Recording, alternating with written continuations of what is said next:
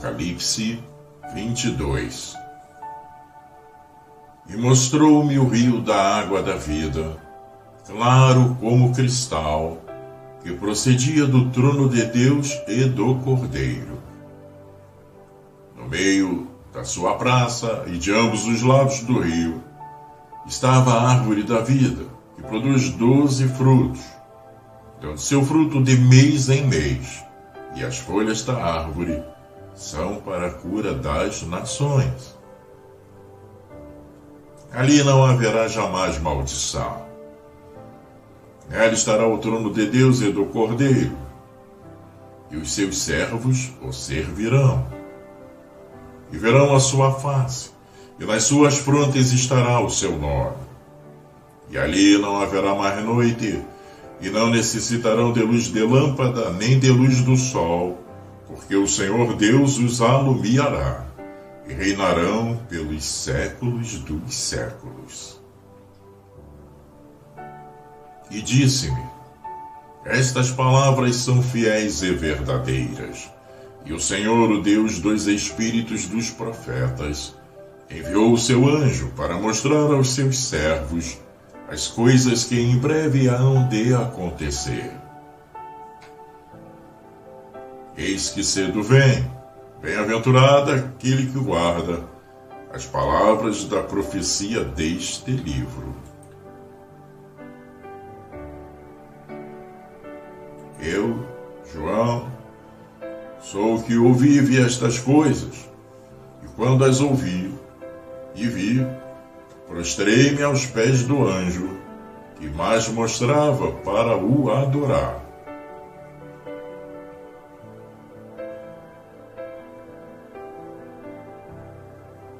Mas ele me disse: olha, não faças tal, porque eu sou conservo teu e de teus irmãos, os profetas, e dos que guardam as palavras deste livro.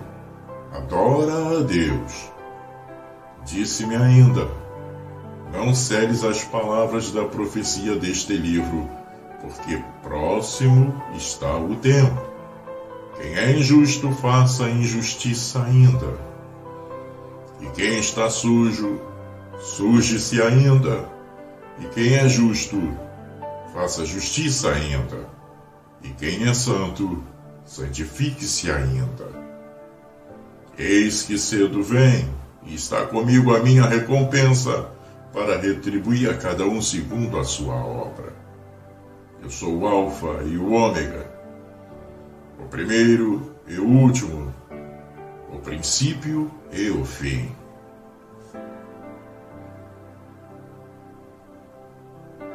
Bem-aventurados aqueles que lavam as suas vestes no sangue do Cordeiro, para que tenham direito à árvore da vida e possam entrar na cidade pelas portas.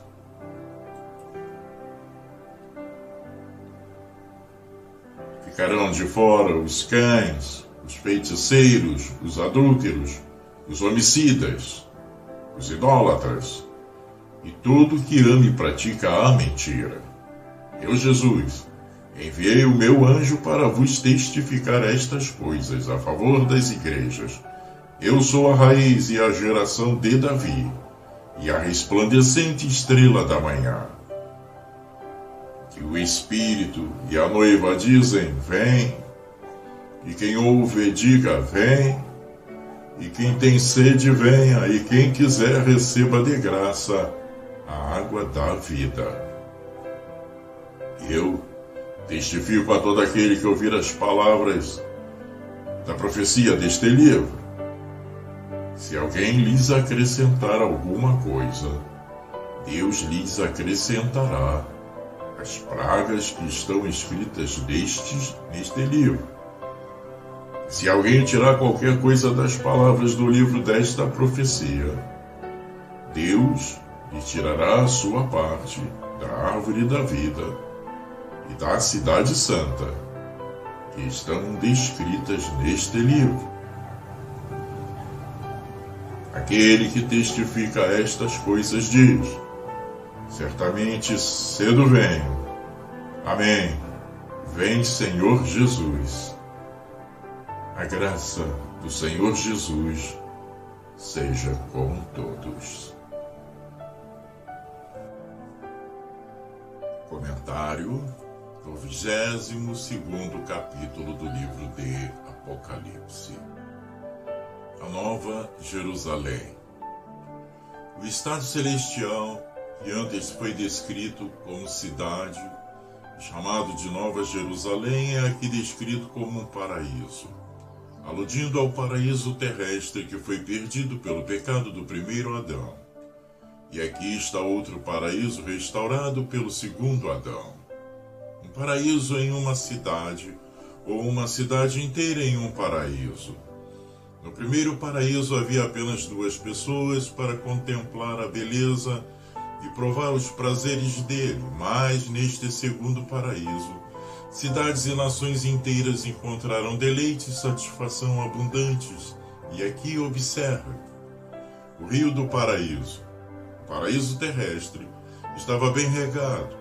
Nenhum lugar pode ser agradável ou proveitoso se não for assim. Este rio é descrito, primeiro, pela sua fonte, o trono de Deus e do Cordeiro. Todas as nossas fontes de graça, conforto e glória estão em Deus.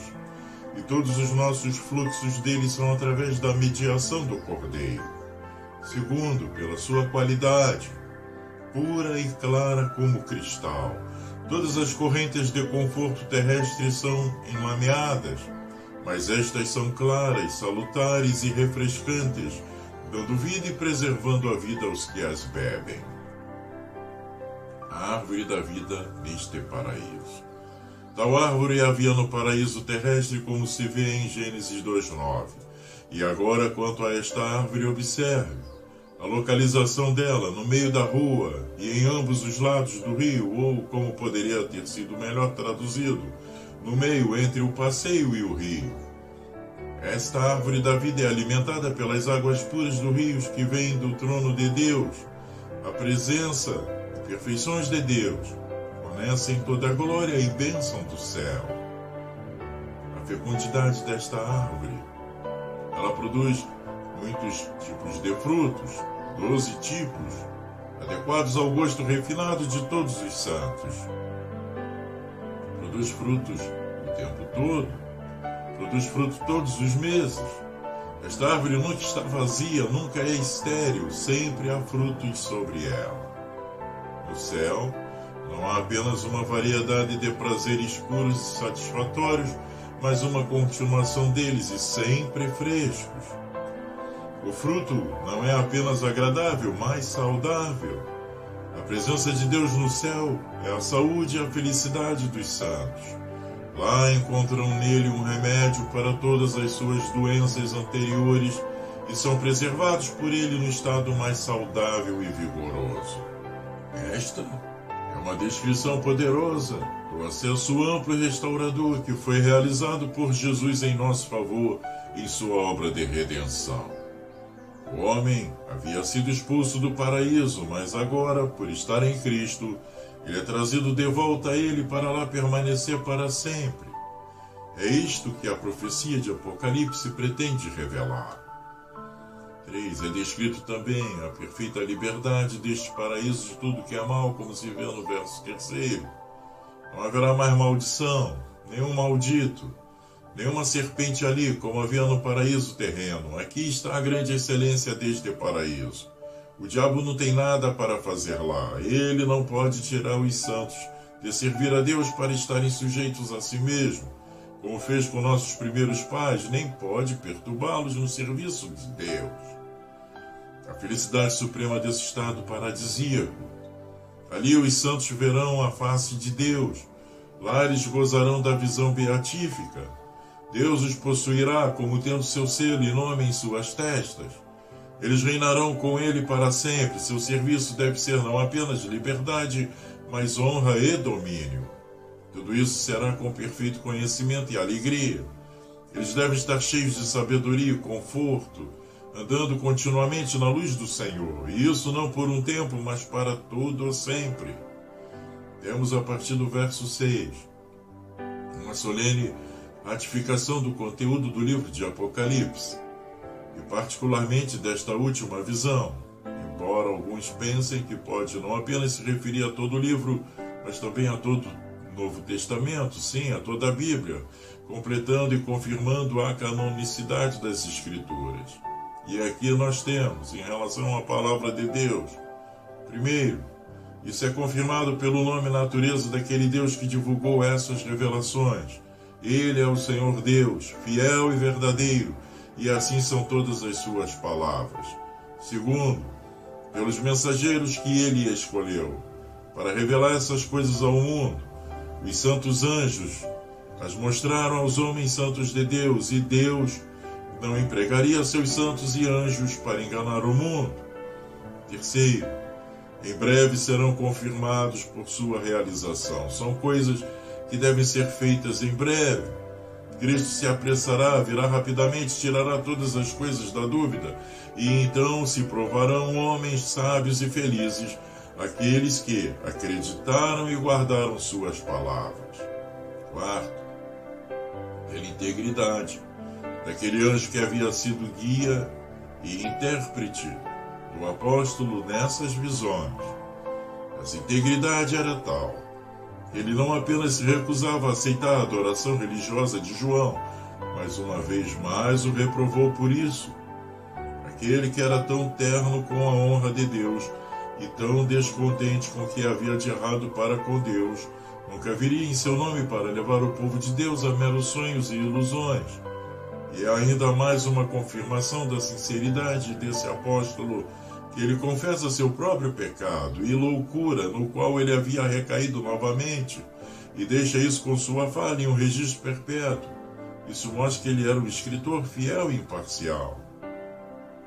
Quinto, pela ordem dada para deixar o livro da profecia aberto, para ser lido por todos, para que eles possam trabalhar para entendê-lo, para que possam comparar a profecia com os eventos ali narrados. Deus aqui lida livre e abertamente com todos. Ele não fala em segredo, mas pede a todos que testemunhem as declarações aqui feitas, como se vê no verso 10.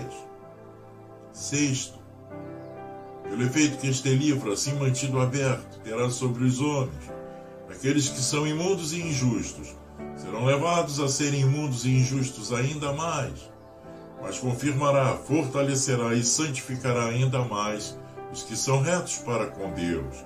Será um aroma de vida para alguns e cheiro de morte para outros. Sétimo, será a regra de julgamento de Cristo no grande dia. Ele distribuirá recompensas e punições aos homens conforme suas obras, concordem ou discordem da palavra de Deus, e, portanto, essa própria palavra deve ser fiel e verdadeira. Oitavo, é a palavra daquele que é o autor, consumador e recompensador da fé e santidade do seu povo, como se afirma nos versos 13 e 14. Ele é o primeiro e o último, e o mesmo do princípio ao fim, e assim a palavra dele também. E por esta palavra dará ao seu povo, que se conforma com ela, direito à árvore da vida e entrada no céu.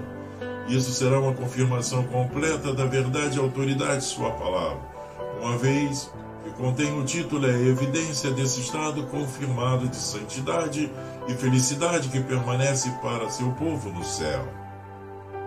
Nono, é um livro que condena e exclui do céu todas as pessoas ímpias e injustas, e particularmente aquelas que amam e praticam a mentira, como se afirma no verso 15.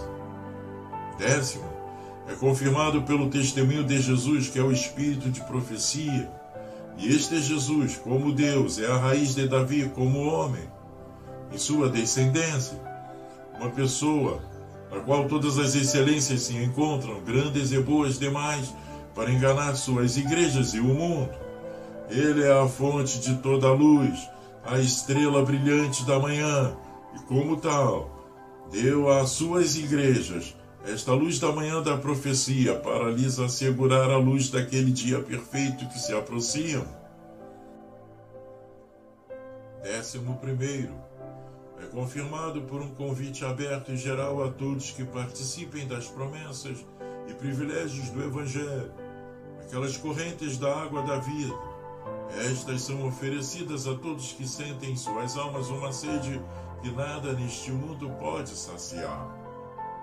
12º, é confirmado pelo testemunho conjunto do Espírito de Deus e pelo Espírito gracioso que está em todos os verdadeiros membros da Igreja de Deus. O Espírito e a noiva se unem para testificar a verdade e a excelência do Evangelho. E 13º, é confirmado por uma sanção mais solene, condenando e amaldiçoando todos os que se atreverem a corromper ou mudar a palavra de Deus, seja acrescentando ou retirando dela, como se afirma nos versos 18 e 19. Aquele que acrescenta algo à palavra de Deus atrai sobre si mesmo todas as pragas escritas neste livro, e quem tira alguma coisa dela se afasta de todas as promessas e privilégios dele. Essa sanção é como uma espada flamejante para proteger o cânon das Escrituras de mãos profanas. Uma cerca como essa que Deus estabeleceu sobre a lei, se vê em Deuteronômio 4:2, e todo o Antigo Testamento, como se afirma em Malaquias 4:4, e agora da maneira mais solene sobre toda a Bíblia, assegurando-nos que é um livro da natureza mais sagrada, autoridade divina e de última importância, e portanto tendo cuidado peculiar do grande Deus.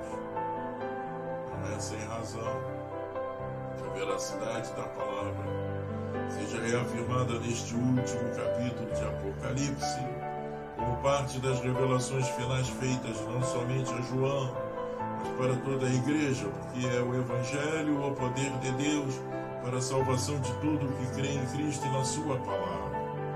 Esse acesso à vitória final, para a entrada na vida eterna, é possibilitado somente àqueles que dão a devida consideração e obediência à palavra de Deus. Não é por qualquer coisa que possam fazer por si mesmos, nem por qualquer mérito pessoal próprio, mas somente por meio da fé, naquilo que Deus é, faz e promete em sua palavra eterna.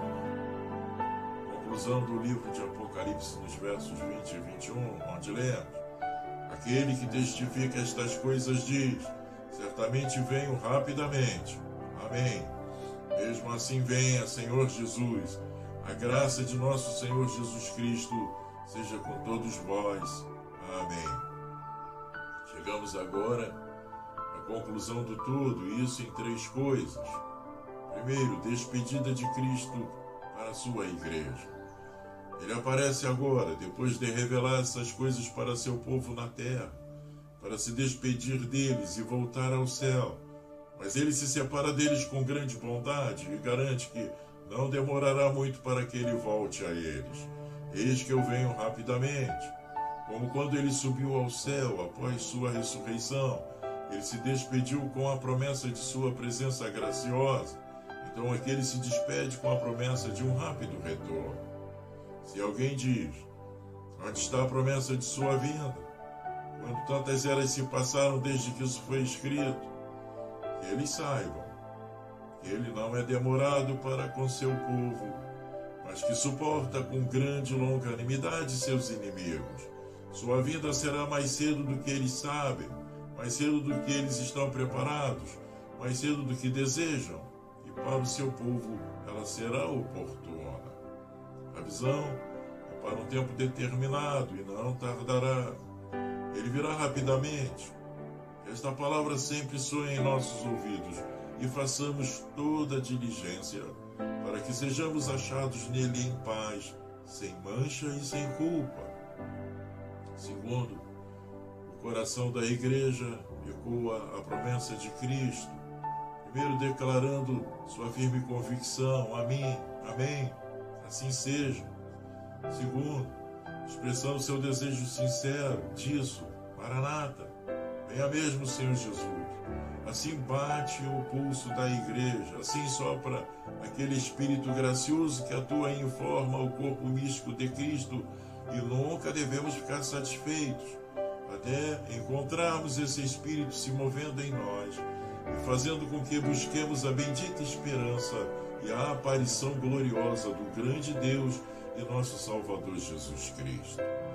Esta é a linguagem da Igreja dos primogênitos, e devemos nos unir a eles muitas vezes, nos lembrando de sua promessa.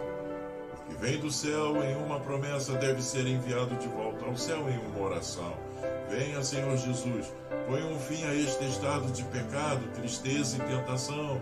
Reúna seu povo deste mundo maligno atual e leve-o até o céu. Esse estado de perfeita pureza, paz e alegria, e assim conclua o teu grande desígnio e cumpra toda aquela palavra em que fizeste com que o teu povo tivesse esperança. E finalmente, terceiro, temos a bênção apostólica que encerra tudo. A graça de nosso Senhor Jesus Cristo esteja com todos vós. Amém. Aqui observe. A Bíblia termina com uma clara prova da divindade de Cristo, uma vez que o Espírito de Deus ensina o apóstolo a abençoar seu povo em nome de Cristo e a implorar por Cristo uma bênção para eles, o que é um apropriado ato de adoração. Nada deve ser mais desejado por nós do que a graça de Cristo estar conosco neste mundo, para nos preparar para a glória de Cristo no outro mundo. É por sua graça que devemos ser mantidos em uma alegre expectativa de sua glória, adequados a ela e preservados para ela, e sua volta gloriosa será bem-vinda e alegre para aqueles que são participantes de sua graça e favor aqui. E, portanto, a esta oração mais abrangente, todos devemos acrescentar nosso amém sincero, com muita sede, por maiores medidas das influências graciosas do bendito Jesus em nossas almas, e sua presença graciosa conosco, até que a glória tenha aperfeiçoado o todo da sua graça para conosco, pois ele é um sol e um escudo, ele dá graça e glória, e nada de bom ele reterá aos que andam na retidão.